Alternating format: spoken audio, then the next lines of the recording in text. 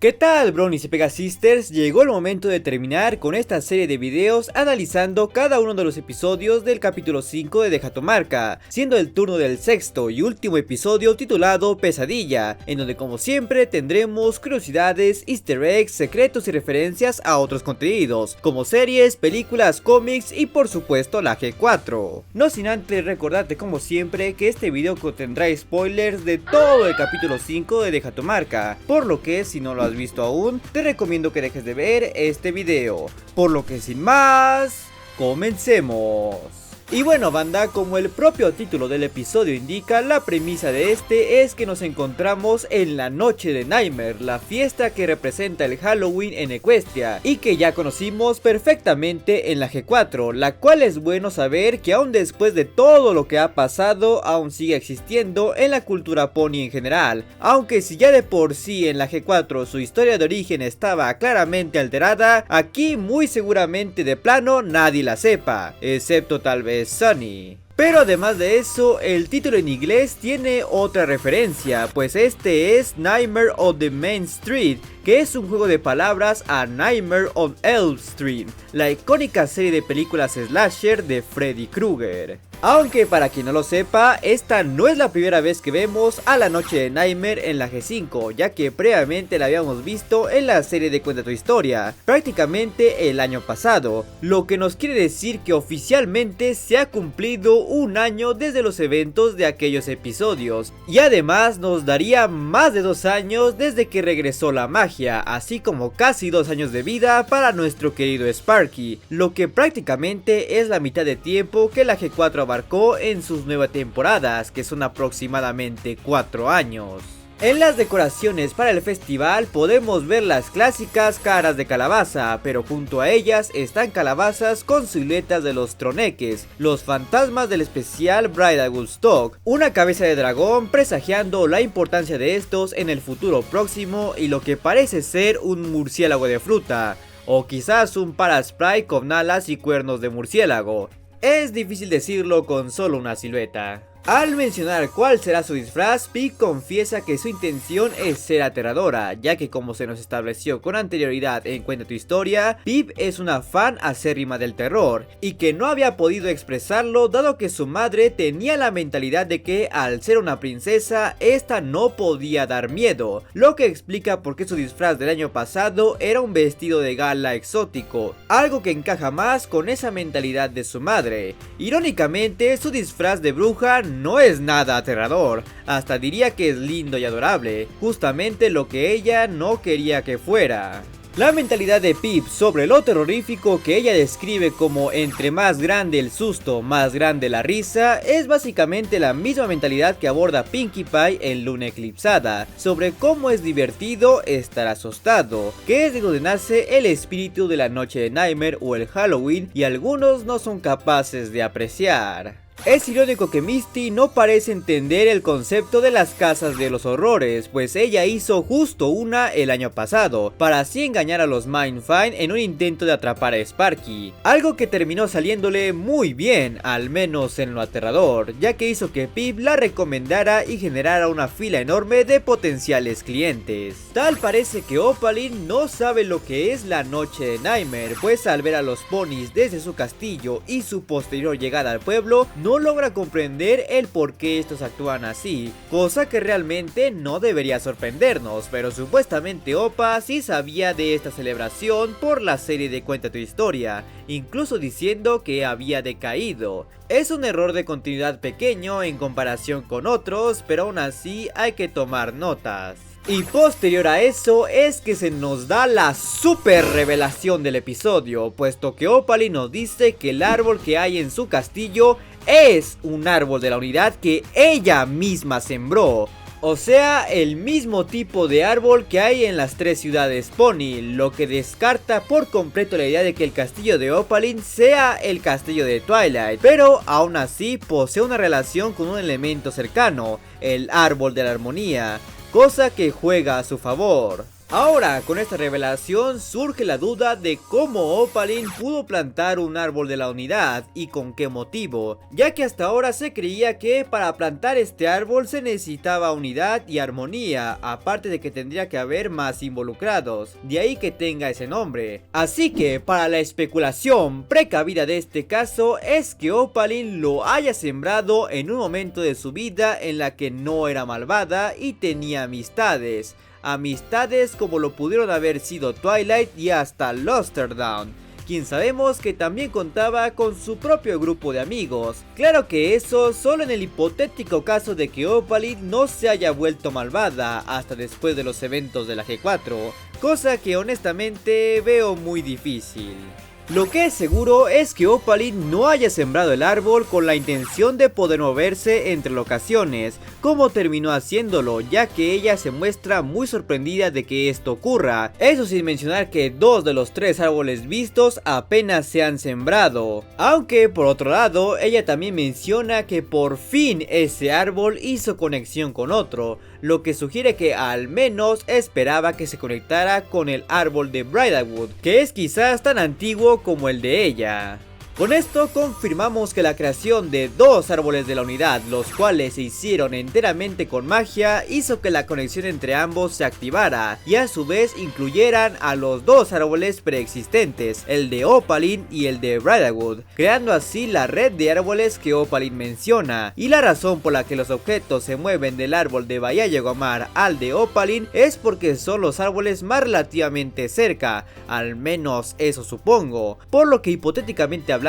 también es posible mover cosas entre Altos de Zéfiro y Bridalwood, solo que quizás sea necesario poner otro árbol entre ellos para fortalecer la conexión, como si de antenas o satélites se tratasen. En caso de que a alguien no le haya quedado claro, los disfraces de los Mind Six consisten en un vampiro para Sif, una hechicera vudú para Misty, una temática, porque ni siquiera podríamos describir como disfraz, de calabaza para Izzy, una bruja para Pip, pero no una aterradora, por más que diga que sí lo es, un pirata y su loro para Hitch y Sparky y un disfraz de hippie sesentero para Sonny, que es el único que no se estableció previamente, cosa que se podría decir que sí le queda a Sonny por todo el ambiente de amor y unidad que transmite, pero personalmente pienso que le quedaba mejor a Izzy, ya que seamos honestos, ella y todos los demás unicornios ya son prácticamente hippies. Hablando de disfraces, la verdad es que sí es algo decepcionante que no veamos los mismos disfraces que estos usaron en Cuenta tu Historia, especialmente hablando de Sonny, porque ese era uno de Nightmare Moon, la icónica villana de la G4 y que además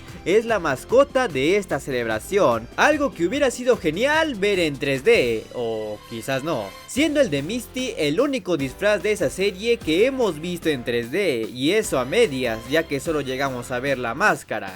Es así que vemos a Opaline llegar a Bahía Yegomar, esto gracias a la conexión mágica que hay entre los árboles de la unidad, pero para su desgracia ningún pony le tiene miedo, ya que piensan que es un disfraz actuando por la noche de Nightmare, nuevamente reafirmándonos la idea de que ella no sabe sobre esta celebración, aunque por otro lado Opaline fácilmente pudo haber atacado a alguno de ellos para causar pánico real, en vez de simplemente estarlos amenazando en vano.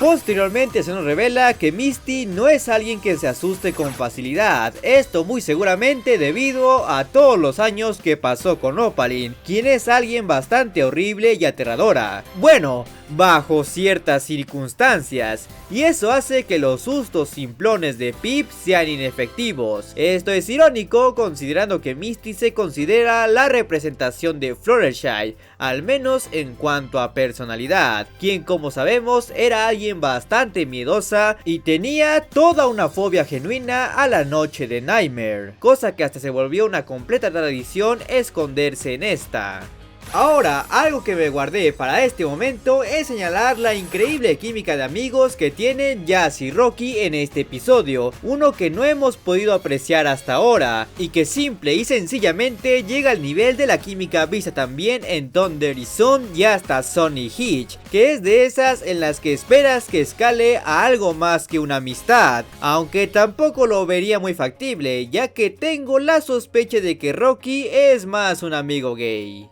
Pero sin duda, el mejor chiste de todo el capítulo está en lo que dicen sobre el premio de la calabaza, que muy seguramente este sea el tiempo de calidad que pasas con los mejores amigos para posteriormente burlarse de esa idea. Básicamente burlarse no solo del tropo característico de My Little Pony, sino del de toda serie o producto infantil, esos que siempre tratan de remarcarte el valor de la amistad, que sí es un valor genuino, pero no quita que a veces suelen ser demasiado empalagosos con este. Pese a lo realmente efectiva que es esta escena, así como toda la interacción de Jazz y Rocky en este episodio, sí es realmente decepcionante que ahí se acabará la cosa, porque tras esto, esta subtrama ya no es más vista, lo que la deja inconclusa debido a que la calabaza dorada está en el castillo de Opaline, y Jazz y Rocky no hacen ni reciben nada para compensar la ausencia de esta. Durante el show callejero de Opaline tenemos una sutil referencia, ya que vemos a dos ponis, uno caracterizado de payaso y otro vistiendo lo que parece ser un impermeable amarillo. Básicamente una referencia a Pennywise y Georgie de la novela y película It, lo que se suma a la larga lista de referencias de Stephen King.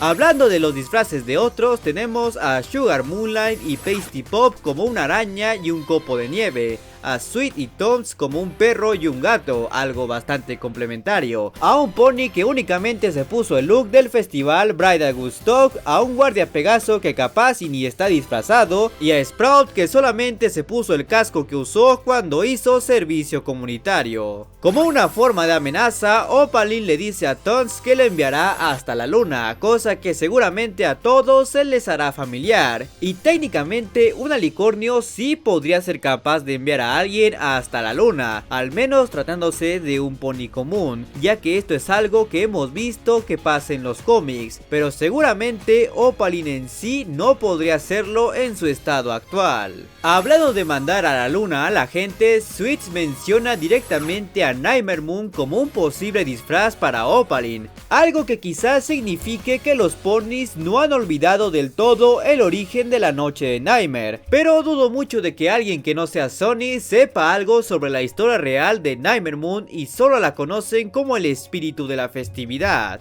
Ahí mismo nos enteramos de que Posey no tiene disfraz, dado que este por alguna razón está en casa de Windy, personaje con el que parece que ya entabló una gran amistad, lo que implica un desarrollo bastante notorio en Posey, pasando de ser una Karen semi-racista y creída a alguien quien realmente sigue teniendo esa personalidad pesada, pero al menos la tiene junto a alguien de un grupo racial que solía odiar. De esta forma, Opaline consigue lo que quería, las Cutie Marks de los ponis, o bueno, de Posey solamente, esto literalmente quitándosela del pelaje, de una forma muy similar a como solía hacerlo Starlight Glimmer, lo que nos lleva a pensar que Opaline aprendió este hechizo de Starlight, o quizás Starlight aprendió el hechizo de Opaline, siendo ahí donde entra mi especulación precavida de que Starlight leyó sobre la magia de las Cutie Marks, la misma que Opaline usa aquí, y la modificó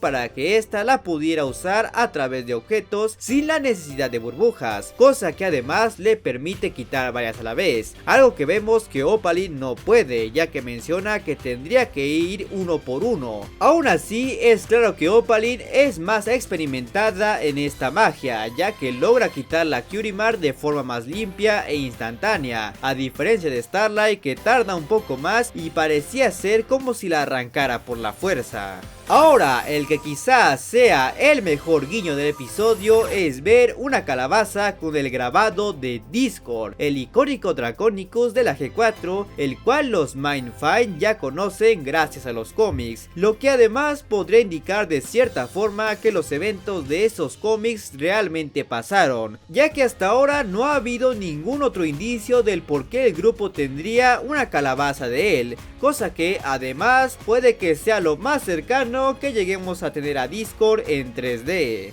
Al regresar a su castillo, vemos que Opaline coloca la Curie Mark de Posey en la hoja de su árbol, posiblemente con el único propósito de guardarlo, de la misma forma en como Starlight creó el mural de las Curie Marks, el cual se encargaba de su contención, aunque también existe la posibilidad de que su objetivo sea alimentar el árbol para que este pueda aumentar su conexión, y de esta forma viajar de forma más segura a las otras ciudades. Con esto nos queda la duda de si Posey aún posee sus habilidades mágicas como crear vegetación con los cascos hasta su conocimiento en florería e incluso su personalidad, ya que como hemos visto en varias ocasiones las Curie Marks son el sello que define qué magia, habilidades y hasta características de personalidad tienes, y cuando estas son quitadas, ya sea desde sacar toda la magia o quitar meramente la Curie Mark, estos elementos desaparecen. Supongo que ese tendría que ser el caso, pero habrá que esperar al capítulo 6 para averiguarlo. Es así que tenemos el primer vistazo real a los dragones de la G5, quienes están más que confirmados que veremos en el capítulo 6, y de hecho ya tenemos una aparición formal en la serie de Cuenta tu Historia, razón por la cual hablaré más a fondo de estos en su respectivo video.